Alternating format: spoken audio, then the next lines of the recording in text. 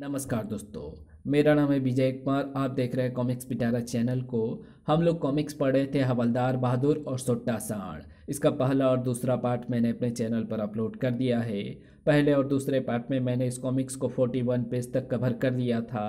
अब इस पार्ट में इसकी आगे कहानी को शुरू करते हैं। रोबोट ने उन्हें सोट्टा सांड के सामने ला पटका। उई माँ, मर गई।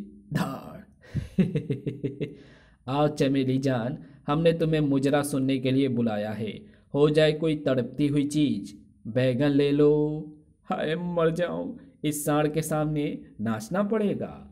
हवलदार बहादुर ने तुरंत परंपरागत मुजरा करने वालियों की भांति सलाम अर्ज किया।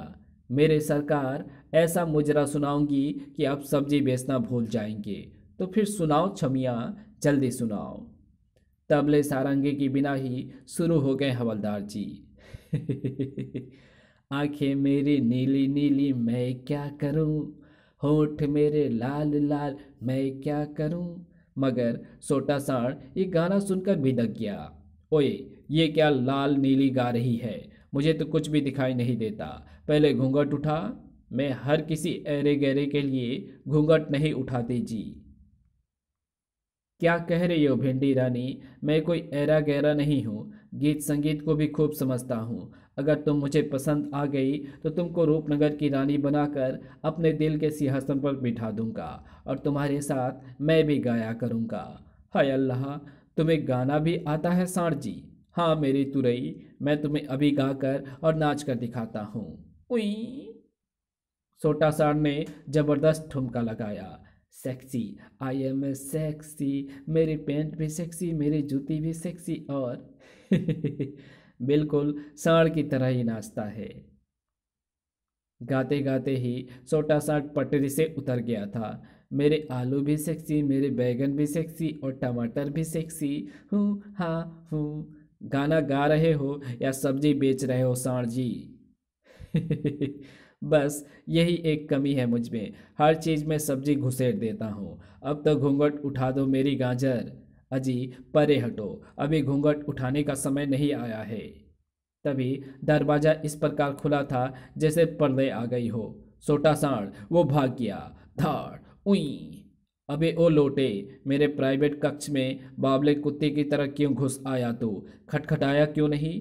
इसने मुझे भी डरा दिया सांड जी, बड़ा बदतमीज बंदा है। टोबा टेक सिंह भाग गया है सोटा सांड, इसलिए मुझे आना पड़ा। अबे तो इतना घबरा क्यों रिया है?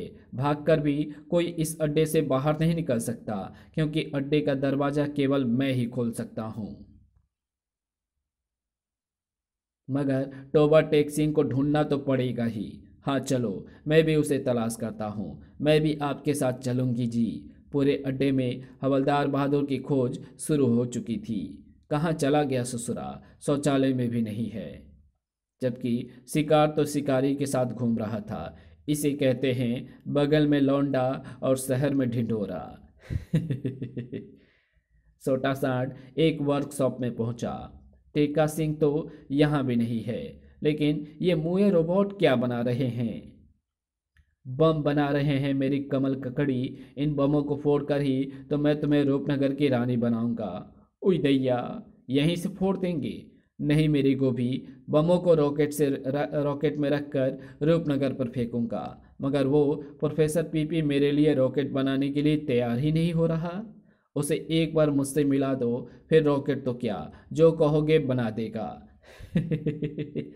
छोटा सांड ने तुरंत हवलदार बहादुर को प्रोफेसर पीपी के सेल में भिजवा दिया था। सलाम अर्ज करती हूँ पीपी जी। ओए दूर हो जा, मैं नाचने वालियों से बात नहीं करता। मगर ये नाचने वाली तो तुझ पर मर मिटी है बुढ़े। ओए। प्रोफेसर पीपी हड़बड़ा कर चिल्ला पड़ा। बचाओ, मेरी इज्जत लूट रही है। चुप कर पीपी, तेरी इज्जत को कोई खतरा नहीं है। हवलदार बहादुर, तू ये क्या बना हुआ है और यहाँ कैसे पहुंचा? मैं चमेली जान बन गया हूँ पीपी। हवलदार बहादुर ने पीपी को सारी स्थिति समझाई। सोटा सांड से अपने देश को बचाने के लिए हमें अपनी जान का खतरा उठाना होगा पीपी। तो इसके लिए रॉकेट बनाने के लिए तैयार हो जा और उसका विश्वास प्राप्त करते ही यहाँ से भाग निकलने का रास्ता ढूंढने की कोशिश कर। अब तो तुम जैसा कहोगे मैं वैसा ही करूँगा।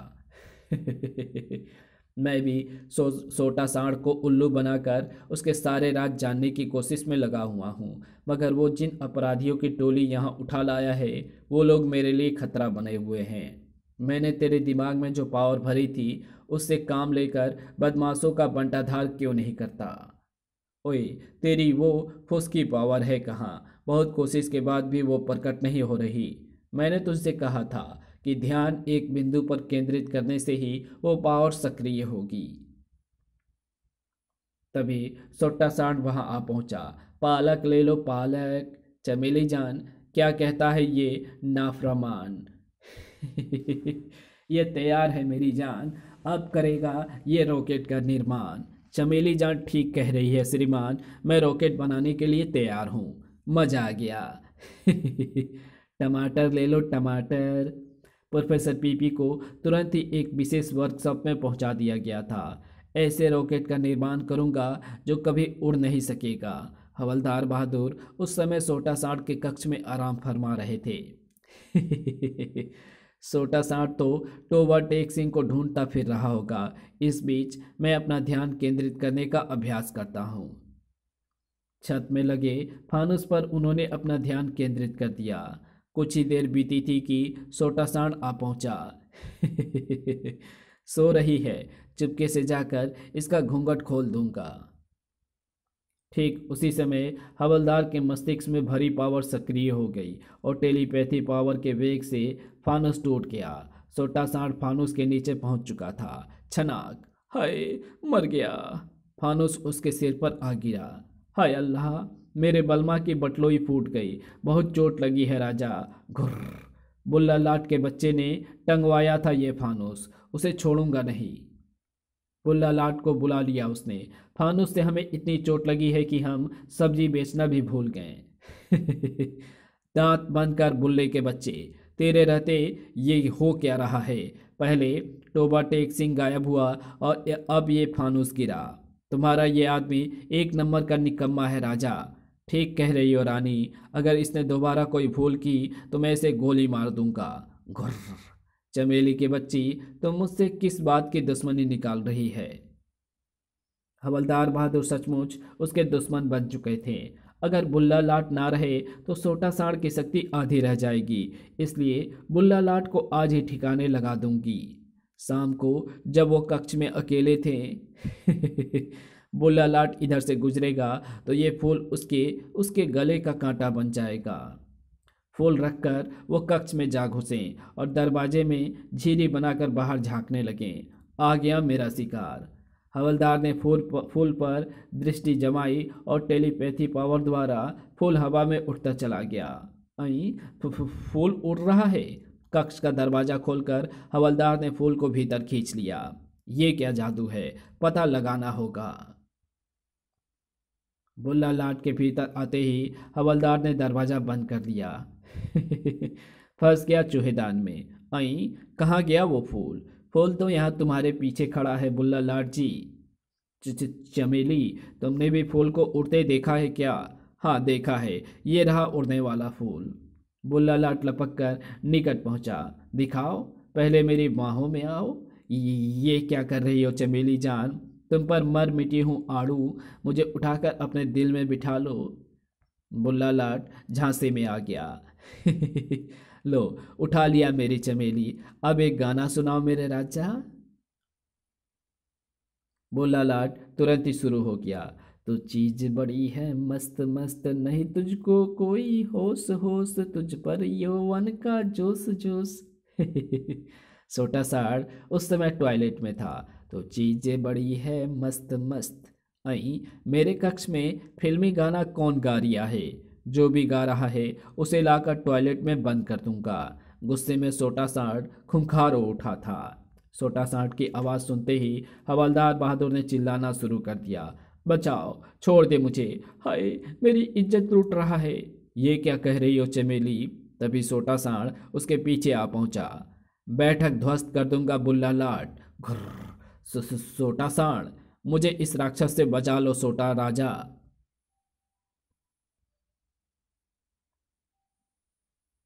क्यों बे बुल्ले, क्या करने जा रहा था मेरी चमेली के साथ? मैंने कुछ नहीं किया। एक फूल उड़ता हुआ इस कक्ष में आया था और मैं उसके पीछे चला आया। फिर चुप। फूल भी कभी उड़ता है? ये मुआ बावला है सांड जी। अब कुछ देर और न आते तो ये कमबख्त मुझे बर्बाद कर डालता। हवलदार ने रोना शुरू कर दिया था। रो मत चमेली जान, मैं इस लफंगे का वो हाल करूंगा कि ये कभी ऐसी हरकत दोबारा करने के लायक नहीं रहेगा। इससे क्या करोगे? मेरी बात तो सुनो। सोटा साठ ने कुछ नहीं सुना और बुल्ला लाट की खोपड़ी खोल डाली। ठक। ई। ये तो मारा गया। उधर इंस्पेक्टर खड़क सिंह और टून जंगल में भटकते हुए उस पहाड़ के निकट पहुंच गए जिसके नीचे अड्डा था। सर जी, इब के बैठ गए हो थुत्थे में? अबे लल्लू, मेरी घड़ी में सिग्नल हुआ है, यानी हवलदार कहीं निकट ही है। परंतु यहाँ तो पहाड़ और पत्थरों के सिवाय कुछ नहीं है। क्या हमारा फुफ्फा पत्थर बन गया है? हो सकता है यहाँ कोई अंडरग्राउंड अड्डा हो और हवलदार उसी में कैद हो। थारी खोपड़ी में किसी चालाक कुत्ते को भेजो है सर जी। बड़ी दूर की कौड़ी लाए हो, मगर हम अड्डे को खोजेंगे कैसे? कमिश्नर साहब से संपर्क करता हूँ, वो फोर्स लेकर आ जाएंगे और हम इस पूरे क्षेत्र को घेर कर खोज का कार्य आरंभ करेंगे। इंस्पेक्टर खड़क सिंह ने रिस्टवॉच ट्रांसमीटर पर कमिश्नर को स्थिति समझाई और कुछ ही देर में हेलीकॉप्टर द्वारा पुलिस फोर्स वहाँ पहुँच गई। घर फोर्स ने उस पूरे पहाड़ के गिर्द घेरा डाल दिया था। सर, मेरा विचार है कि गोला मारकर इस पहाड़ में छेद कर दिया जाए। उत्तम विचार है, मैं तोप मंगवाता हूँ। उधर सोट्टा सांड अपनी टीम के साथ सामूहिक भोज ले रहा था। खूब डट कर खाओ साथियों, सोट्टा सांड के साथ रहोगे तो जीवन भर ऐश करोगे।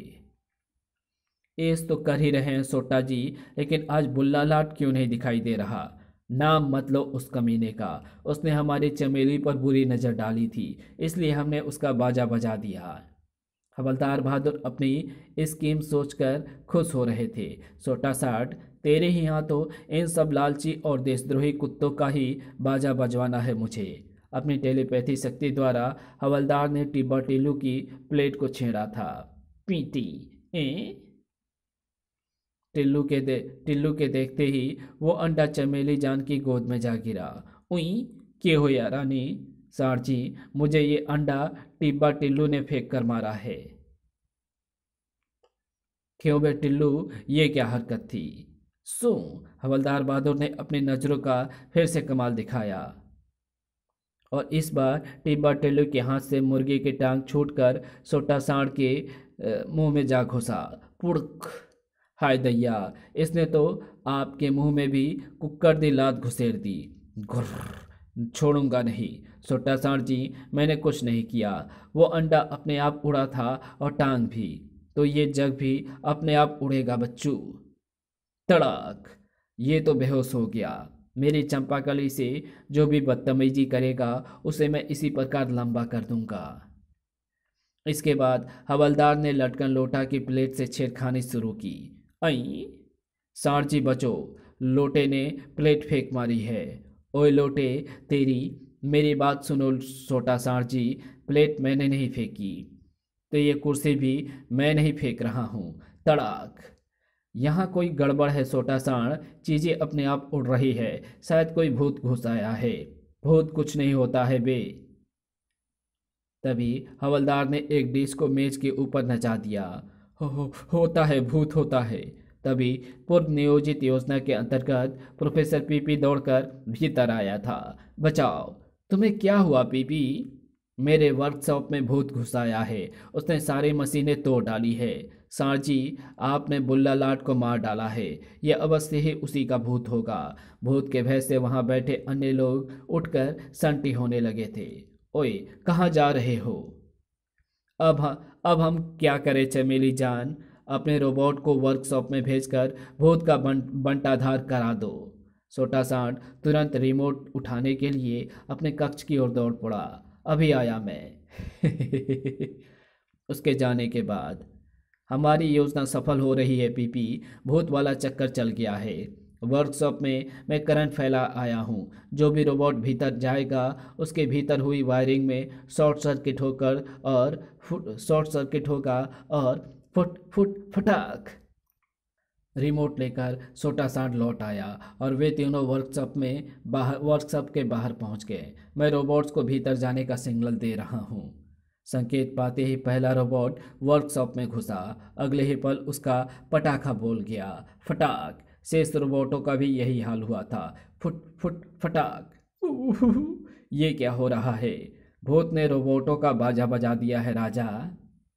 ओए, ये कैसा भूत है? हवलदार बहादुर को तुरंत ही एक और खुरापात सूझ गई थी। उन्होंने अपना घूंघट उलट दिया।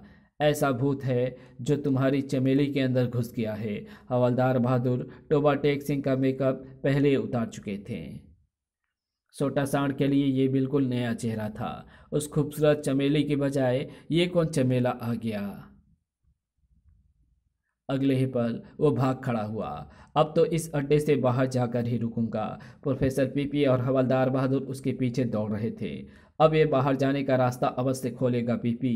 ठीक कहा। बाहर कमिश्नर साहब तो फिट करा चुके थे। मेरा इशारा मिलते ही गोला छोड़ देना। तभी ये आलू है, गोभी है, सीताफल है, कद्दू है। अबे, ये सब्जी वाला पहाड़ फाड़ कर निकल आया और उसे एक महिला दौड़ाए हुए है। ये तो छोटा साड़ है, बहुत बड़ा अपराधी। पुलिस का घेरा देखकर छोटा साड़ के कुत्ते फेल हो चुके थे। बिक गई सारी सब्जियां। तभी पीछे से हवलदार बहादुर उस पर आ चढ़े थे। पकड़ लिया, हवलात में सड़ा दूंगा साले। ओए, वो तो मारी फुफ्फी मतलब फुफ्फा है। पुलिस दल ने छोटा साठ को काबू में कर लिया। हवलदार बहादुर, ये तुम क्या बने हुए हो? इस सांड को काबू में करने के लिए मुझे चमेली जान बनना पड़ा है जी। ये हवलदार है? सिर्फ हवलदार ही नहीं, ये तो पुलिस डिपार्टमेंट की नाक है। मुझे शर्म आ रही है जी। इसी के साथ ये कहानी यहीं समाप्त होती है। तो आपको ये वीडियो कैसी लगी? अगर आपको ये वीडियो अच्छी लगी हो तो इस वीडियो को लाइक शेयर कमेंट ज़रूर कर देना। चैनल पे नए हो तो चैनल को सब्सक्राइब ज़रूर से कर देना। और हमारे चैनल डिवाइन टेक्नोलॉजी की वीडियोस आप रोज़ कम से कम एक ज़रूर देखो और पूरी की पूरी वॉच करो। और जिन्होंने सब्सक्राइब नहीं किया है डिवाइन टेक्नोलॉजी और हिंदी स्टोरी पिटारा को, तो वो ज़रूर से सब्सक्राइब करें। Thanks for watching my videos.